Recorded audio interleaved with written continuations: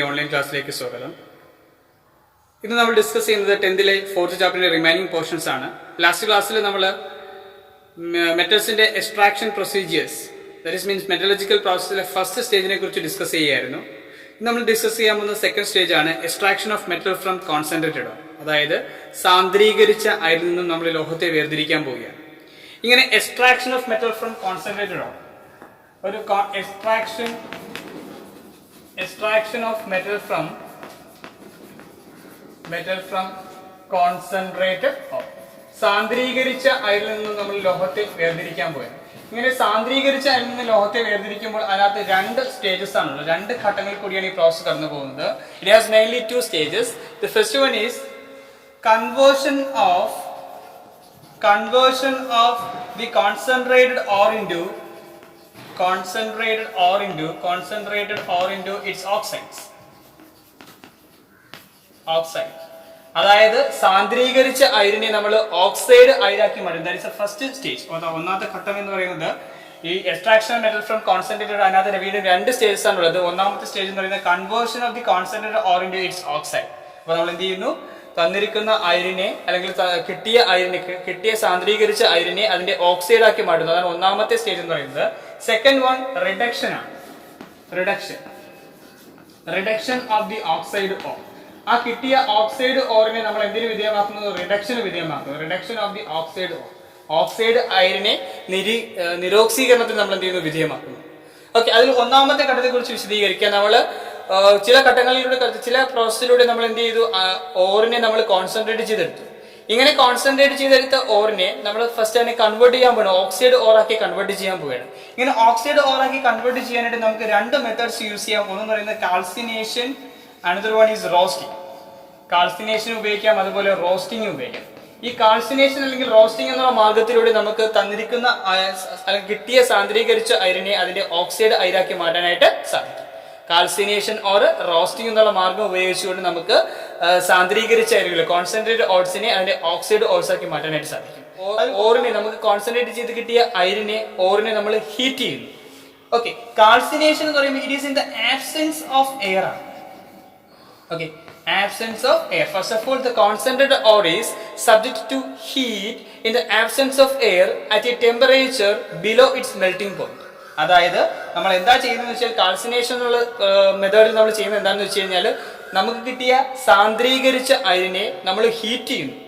ഏതുവരെ ഹീറ്റ് ചെയ്യുന്ന വെച്ചാൽ മെൽറ്റിംഗ് പോയിന്റിനും ദ്രവനിലയ്ക്കും താഴ്ന്ന താപനില വരെ, ദ്രവണാംഗത്തിനും താഴ്ന്ന താപനില വരെ നമ്മൾ എന്ത് ചെയ്യും? ചൂടാക്കും. അങ്ങനെ ചൂടാക്കുമ്പോൾ മെൽറ്റിംഗ് പോയിന്റ് താഴ്ന്ന താപനില വരെ ചൂടാക്കുകയാണ് ചെയ്യുന്നത്. അപ്പോൾ ഓറിനെ നമ്മൾ എന്ത് ചെയ്യുന്നു?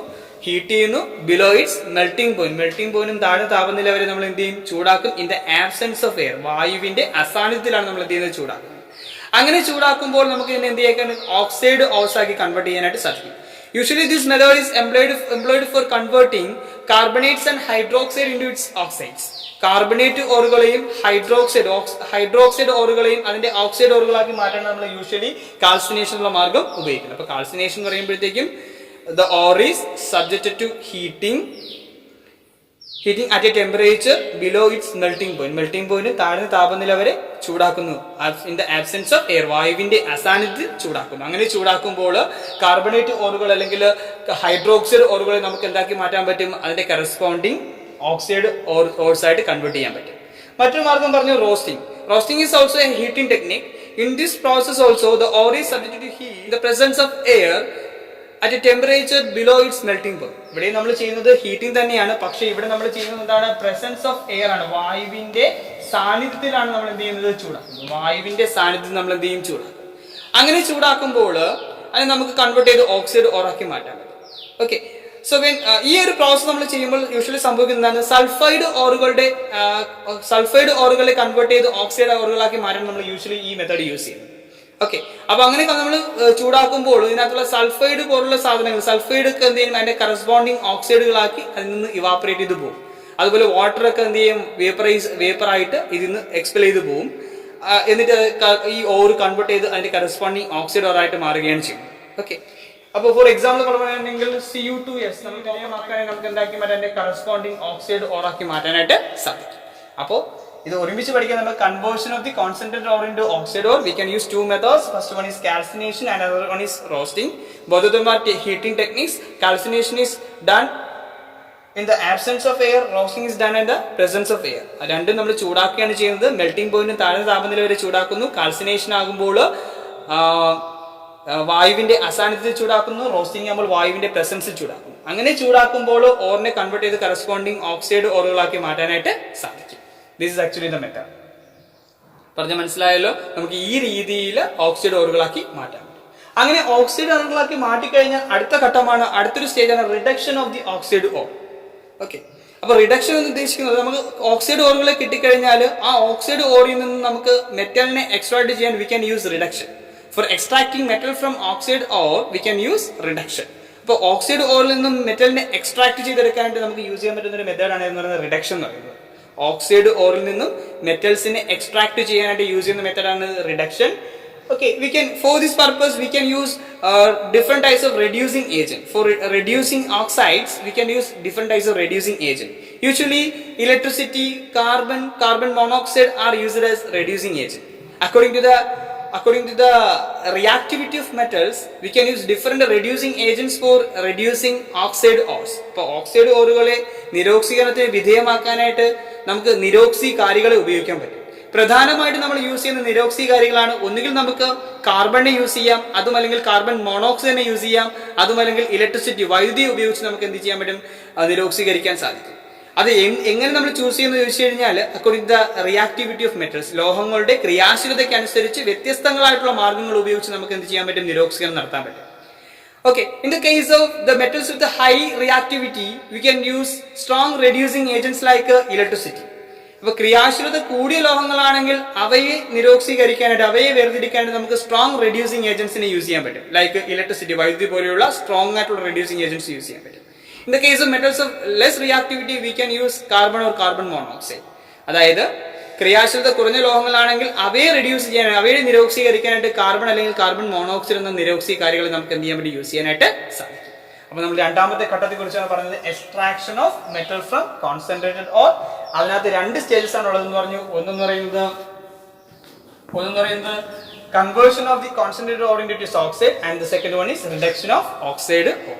അപ്പൊ നമുക്ക് ഇങ്ങനെ നമ്മൾ ഓക്സൈഡ് ഓറിനെ റിഡക്ഷന് വിധേയമാക്കി നമുക്ക് എന്ത് ചെയ്യാം, മെറ്റൽ എക്സ്ട്രാക്ട് ചെയ്തെടുക്കാനായിട്ട് സാധിക്കും.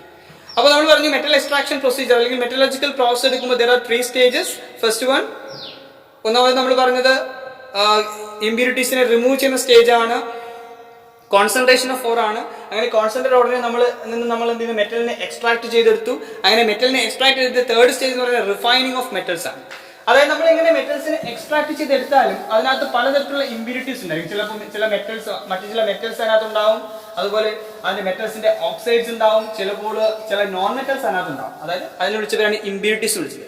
അപ്പോൾ next stage is refining of metals ആണ്. റിഫൈനിങ് ഓഫ് മെറ്റൽസ്, റിഫൈനിങ് എന്നുള്ള എന്താണ് പേര്, റിഫൈനിങ് ഓഫ് മെറ്റൽസ്. അപ്പോൾ ഇവിടെ നമ്മൾ ആ പേര് സൂചിപ്പിക്കുന്നത് പോലെ മെറ്റൽസ്, കിട്ടുന്ന മെറ്റൽസ് എല്ലാം പ്യൂർ ആവണമെന്നില്ല. അതിനകത്ത് പലതരത്തിലുള്ള മെറ്റൽ ഓക്സൈഡ്സോ മറ്റു മെറ്റൽസോ അല്ലെങ്കിൽ ചില നോൺ മെറ്റൽസോ ഒക്കെ അടങ്ങിയിരിക്കും. അപ്പോൾ ഈ ഒരു സ്റ്റേജ് നമ്മൾ ചെയ്യാവുന്നത് remove the impurities present in the metals. മെറ്റൽസിനകത്തുള്ള അപദ്രവ്യങ്ങളെ നീക്കം ചെയ്യുക. അപദ്രവ്യങ്ങൾ എന്ന് വെച്ച് കഴിഞ്ഞാൽ മറ്റു ചില ലോഹങ്ങളാവാം, അല്ലെങ്കിൽ അവയുടെ ഓക്സൈഡുകളാകാം, അതുമല്ലെങ്കിൽ ചില നോൺ മെറ്റൽസ് അലോഹങ്ങളാകാം. ഇവയെ റിമൂവ് ചെയ്യുന്ന ഘട്ടമാണ് അടുത്തൊരു സ്റ്റേജ് എന്ന് പറയുന്നത് refining of metals. For this refining of metals, we can use different techniques. പല മെത്തേഡ്സ് ഉപയോഗിച്ച് നമുക്ക് റിഫൈനിങ് ചെയ്യാൻ പറ്റും. ഒന്നുകിൽ നമുക്ക് യൂസ് ചെയ്യാം ലിക്വേഷൻ യൂസ് ചെയ്യാം.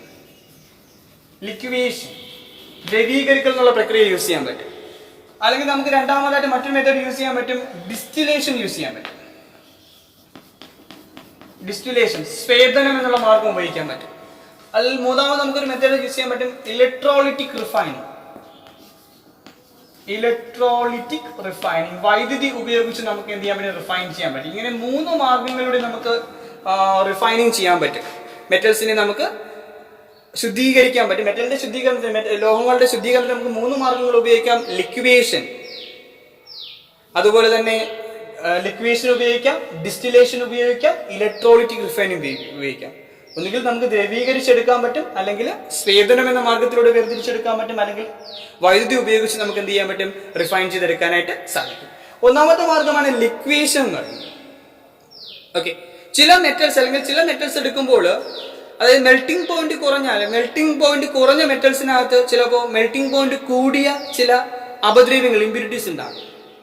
ഓക്കെ, സോ ഈ ലിക്വേഷനിൽ പ്രോസസ് ചെയ്യുന്നത് low melting metals like tin and lead may contain high melting metals or metal oxides as impurities. In such cases, we can use liquefaction. Here, in such cases, we heat the mixture in an inclined surface, inclined furnace. ഒരു ചരിഞ്ഞ പ്രതലത്തിൽ വെച്ച് നമ്മൾ എന്ത് ചെയ്യുന്നു വെച്ച് കഴിഞ്ഞാൽ ഈ ടിന്നിനെയും ലെഡിനെയൊക്കെ നമ്മൾ ഹീറ്റ് ചെയ്യുമ്പോൾ ഇതിനകത്ത് ഹൈ മെൽറ്റിംഗ് ആയിട്ടുള്ള ഇമ്പ്യൂരിറ്റീസ് ഉണ്ട്, ഹൈ മെൽറ്റിംഗ് പോയിന്റുള്ള ഇമ്പ്യൂരിറ്റീസ് ഉണ്ടാകും. ഇതിനെ നമ്മൾ ചൂടാക്കുമ്പോൾ ഇതിനകത്തുള്ള ലോ മെൽറ്റിംഗ് മെറ്റൽസ് എന്ത് ചെയ്യും? മെൽറ്റ് ചെയ്യും, ഉരുകി ദ്രാവകമായിട്ട് മാറും, ലിക്വിഡാക്കി മാറും. ആ ലിക്വിഡിനെ നമുക്ക് സെപ്പറേറ്റ് ചെയ്യാൻ പറ്റും. അതുപോലെ നമുക്ക് മെൽറ്റിംഗ് പോയിന്റ് കൂടിയ ഇമ്പ്യൂരിറ്റീസിനെ വേർതിരിച്ചെടുക്കാനും സാധിക്കും. This method is called liquation. Okay, ഇവിടെ ലിക്വിവേഷൻ നമ്മൾ ചെയ്യുന്നത് ലോ മെൽറ്റിംഗ് മെറ്റൽസ് ആയ ടിന്നിനെയും ലെഡിനെയും റിഫൈൻ ചെയ്യാനാണ് നമ്മൾ യൂഷ്വലി ദിസ് മെത്തേഡ് യൂസ് ചെയ്യുന്നത്. അവിടെ ഹൈ മെൽറ്റിംഗ് പോയിന്റ് കൂടിയ ആരെ നമുക്ക് വേർതിരിക്കാം? ഇമ്പ്യൂരിറ്റീസിനെ വേർതിരിച്ചെടുക്കാനായിട്ട് സാധിക്കും. This method is called liquation. ഇപ്പൊ ലിക്വിവേഷനുള്ള മാർഗം ഉപയോഗിക്കുന്നത് എവിടെയാണ്? The metals like the low melting metals like tin and lead contains high melting metals or metal oxides as impurities. In such cases, the mixture is placed in an inclined furnace and it is heated. Okay, the low melting metal is liquefied and it can be separated. Okay, and നമുക്ക് separate ചെയ്തെടുക്കാനായിട്ട് സാധിക്കും. അതുപോലെ high melting ഇമ്പ്യൂരിറ്റീസിനെ നമുക്ക് വേർതിരിച്ചെടുക്കാൻ കഴിയും. And this method is called liquation. ദ്രവീകരിക്കൽ എന്നുള്ള മാർഗ്ഗം ഉപയോഗിച്ച് നമുക്ക് എന്ത് ചെയ്യാൻ പറ്റും? മെറ്റൽസിനെ റിഫൈൻ ചെയ്യാൻ പറ്റും. The next method is distillation. Okay, ആ പേര് നമ്മൾ നേരത്തെ കേട്ടിട്ടുണ്ട്, സേവനം കേട്ടിട്ടുണ്ട്. ഇവിടെ നമ്മൾ ചെയ്യുന്നത് വെച്ച് കഴിഞ്ഞാൽ ബോയിലിംഗ് പോയിന്റിലുള്ള ഡിഫറൻസ് അനുസരിച്ചാണ്. ബോയിലിംഗ് പോയിന്റ് കുറഞ്ഞ മെറ്റൽസിനെ റിഫൈൻ ചെയ്യാൻ നമ്മൾ ആര് യൂസ് ചെയ്യുന്നത്? ഡിസ്റ്റിലേഷൻ യൂസ് ചെയ്യുന്നത്. ഓക്കെ, ബോയിലിംഗ് പോയിന്റ് കുറഞ്ഞ മെറ്റൽസ് പറയുമ്പോഴത്തേക്ക് the metals like zinc, cadmium, mercury are refined using this method. The low boiling metals like zinc, cadmium, mercury are refined using this technique.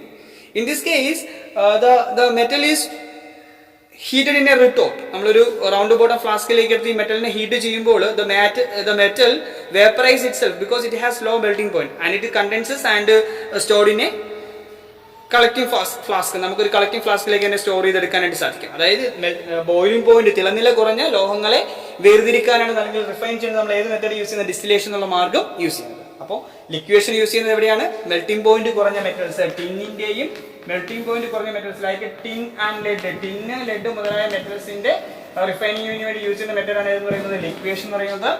Distillation എന്ന് പറയുമ്പോൾ boiling point കുറഞ്ഞ law boiling point ഉള്ള metals ആയ zinc, അതുപോലെ തന്നെ cadmium, അതുപോലെ തന്നെ mercury എന്നിവയുടെ സാന്ദ്രീകരണത്തിന് അല്ലെങ്കിൽ എന്നിവയെ നമുക്ക് എന്ത് ചെയ്യാനായിട്ട് റിഫൈൻ ചെയ്യാനായിട്ട് നമുക്ക് ഡിസ്റ്റിലേഷൻ ഉള്ള മാർഗ്ഗം യൂസ് ചെയ്യാനായിട്ട് സാധിക്കും. നെക്സ്റ്റ് പറയുന്നത് ഇലക്ട്രോളിറ്റിക് റിഫൈനിങ് ആണ്. ആ പേര് സൂചിപ്പിക്കുന്നത് പോലെ വൈദ്യുതി ഉപയോഗിച്ച് നമുക്ക് ലോഹങ്ങളെ എന്ത് ചെയ്യാൻ പറ്റും? റിഫൈൻ ചെയ്തെടുക്കാൻ പറ്റും. എങ്ങനെയാണെന്ന് വെച്ചാൽ അവിടെ യൂസ് ചെയ്യുന്ന മെത്തേഡ് ഇലക്ട്രോളിസിസ് ആണ്. അപ്പോൾ മെറ്റലിന്റെ സൊല്യൂഷൻ അല്ലെങ്കിൽ മെറ്റലിന്റെ salt solution or molten solution അല്ലെങ്കിൽ സോൾട്ട് സൊല്യൂഷനെ നമ്മൾ മോൾട്ടൺ സ്റ്റേറ്റിലുള്ള മെറ്റലിനെ അല്ലെങ്കിൽ അതിന്റെ സൊല്യൂഷനെ എടുക്കുന്നു. സൊല്യൂഷനെ ഇലക്ട്രോലൈറ്റ് ആയിട്ട് എടുക്കുന്നു. Impure metal is connected to the positive terminal of the battery. അപ്പോൾ അത് ഇലക്ട്രോളിസ് നമ്മൾ എങ്ങനെ ചെയ്യുന്നത് വെച്ച് കഴിഞ്ഞാൽ, ഇപ്പോൾ ഒരു ഇലക്ട്രോളിറ്റിക് ടാങ്ക് ഉണ്ട്.